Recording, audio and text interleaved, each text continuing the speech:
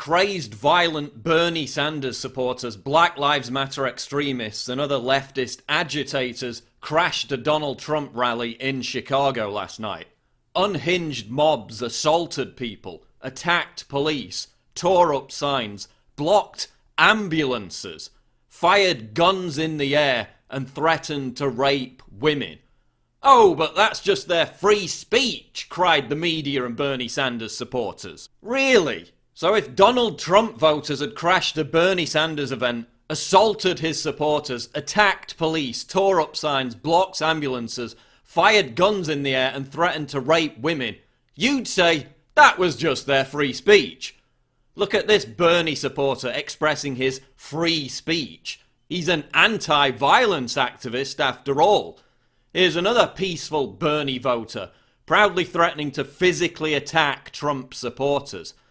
Here's a peaceful Bernie supporter flying a communist flag, a political system responsible for the deaths of hundreds of millions of people. So peaceful. Here are Black Lives Matter supporters wishing that someone had tried to assassinate Trump in Chicago.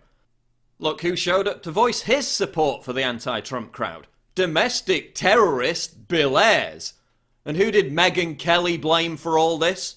Donald Trump. Trump's own rhetoric at his rallies, and in particular, some of the violence we have seen at his rallies, some of the violent clashes with protesters, who often are African American, has fed into what we're seeing here tonight. Who did Rachel Maddow blame?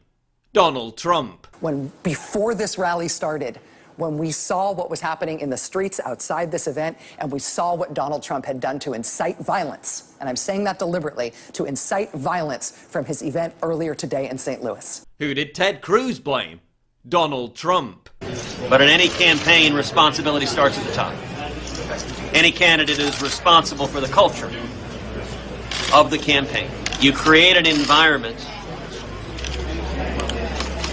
that only encourages this sort of nasty discourse. Who did Marco Rubio blame? You guessed it, Donald Trump. There are real consequences to the words that someone speaks, whether it's as a presidential candidate or ultimately as a president. Donald Trump's rhetoric is to blame. I guess the Bernie supporters were offended. Just like the Charlie Hebdo jihadists were offended. Poor babies. Listen, if over 1,000 violent, angry Trump supporters behaved anything like this, do you think the media would describe them as legitimate protesters? Oh, but they're protesting against fascism by silencing people's free speech with intimidation tactics and threatening them with violence if they vote a certain way. Yeah, I'm not sure if you knew this, but that's actually a hallmark of fascism.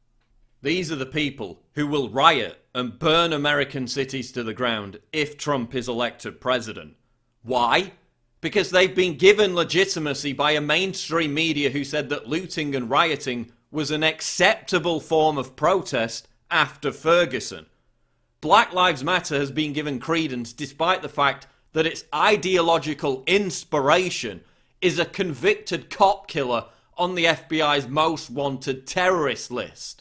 Despite the fact that its supporters have called for killing cops, plotted to bomb police stations, and have actually killed police officers. This is the group that Hillary Clinton promised to change laws to appease.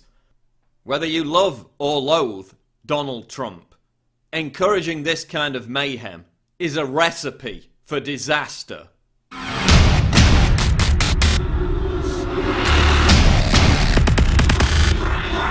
What?